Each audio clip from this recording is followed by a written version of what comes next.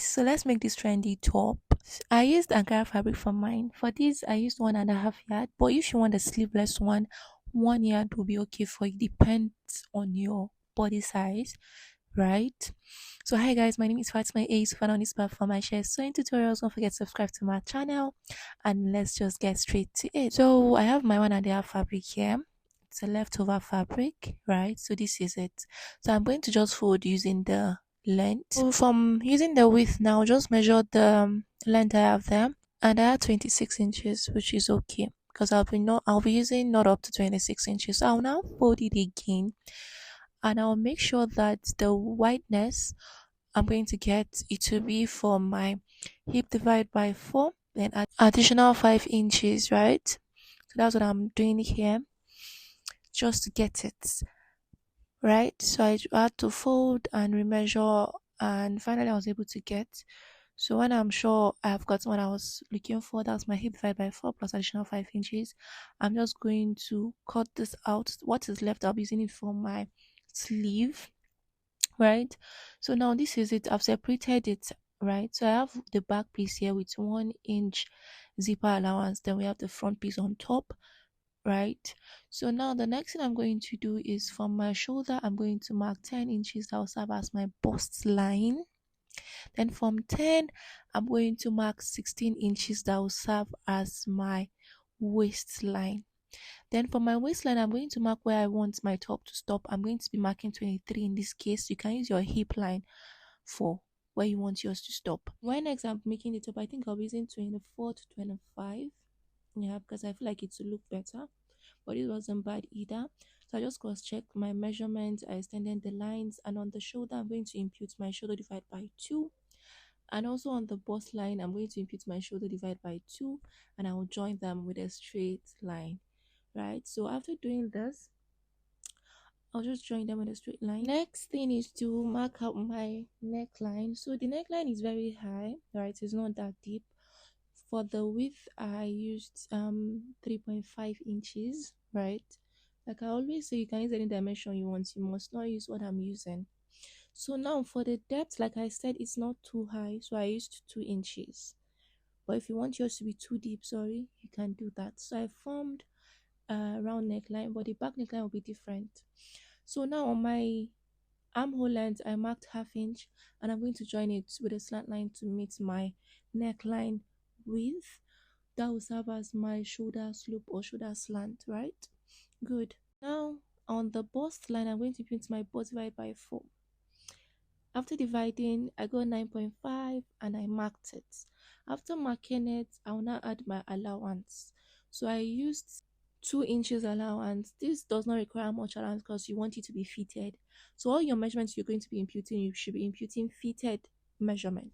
And you can as well add that if you want, but I'm not adding that to mine. So on the waistline, I did the same thing. Waist divide by 4. I'm going to mark it, and I'm going to add 2 inches allowance, right? Sorry, on the waistline I added 1.5 inches. Then on my hip line, I'm going to also impute my hip divide by 4, and I'll add 2 inches allowance. But you can as well add 3 or 4 inches on your waist, on your hip line, so that it can form a little bit of shape, but I don't think that's necessary. So I just added 2 inches allowance. In case your top is topping below your hip line, right, maybe 25, 26, you can add additional allowance so that you form a shape down there. So I join my points together using my ruler, right, and I'll just cut out my pattern. So basically I cut out only round neckline for front. I did not touch the back piece, please. So here I forgot to draw the curve, so I'll just use my scissors to form the curve. That's the back curve, right? So after cutting everything out, I'll now form my armhole curve that I forgot for the front piece. Find your middle point, extend it inward by 0.5 inch, and you form your curve. So that's what I'll do, and I'll cut it off. So initially, next thing is to actually form the back neckline. But I thought I was filming, but I wasn't filming. So I'm going to explain when I'm cutting it. So after drafting my front hole, I'll just go ahead and cut it off. You see, I raised the front piece up. I did not cut it together, right? So when I was done with that, I raised the front piece up and I marked the neck width on the back piece. I didn't know that my phone was not capturing at all. I was very pissed when after I noticed that. but I'll explain what I did.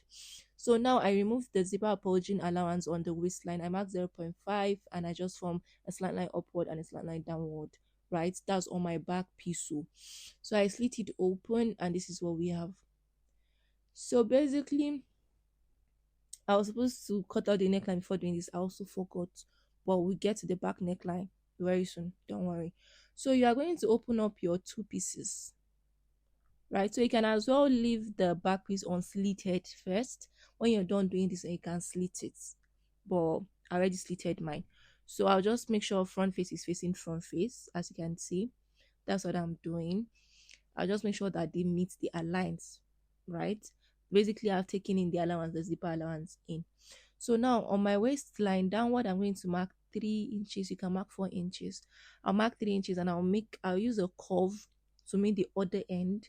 I use a slant line first and I form a curve using my free hand. So you can choose to do this whether to the left or to the right. It's based on what you want. So I'll just cut off the excess. So that is going to give you that asymmetric effect down there.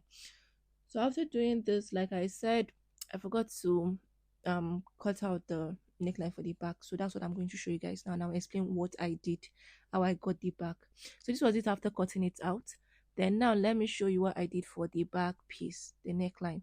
So now after marking the width, which was 3.5, right, I went down by 5 inches. It depends on how deep you want. I didn't want mine to be too deep, so I used 5 inches. Then inward of that 5 inches, I also marked 5 inches inward. That's where you see it. Then I took that 5 inches that was inward to meet the neck with a curve, with a slant curve. So that was how I cut the back neckline. So I just cut it out. That was how I drafted it, and this was how I cut it out. So the neckline depends on how deep you want, but make sure it doesn't get to your armhole side, right? The one you're taking in, the one I took 5, make sure it doesn't get to your armhole line. So after cutting, this is what we have. So I'm going to cut out lining for it. So I forgot to tell you guys, this will just be about the cutting, the drafting and cutting. I wasn't able to film the sewing process because of space. So basically you just turn your fabric, I did not reduce the length of my lining. They are all equal, the fabric. So you turn it, fix your zipper, stitch your dresses together, and you have a very nice looking top. And like I said earlier, you can add that to yours based on your choice. And guys, this was the final result. This was it with a straight skirt. Actually, the trending one is one with a like a gathered skirt or a balloon skirt. I don't have any, so I just went with the straight skirt that I had, and it was looking so nice. It's giving kind of official vibe. So you can do yours sleeveless, you can do yours with sleeve like mine based on your choice, and you can wear this with anything. It's a multi-purpose, and to top it all, it is very easy to make. In less than 10 minutes, I think you're done. And you might not even line it in case you want to use maybe a top, a chiffon fabric, sorry, or maybe a crepe. So guys, if this video has been helpful, don't forget to subscribe, don't forget to give me a thumbs up, turn on the notification bell, and I'm going to see you guys in another video. Bye guys.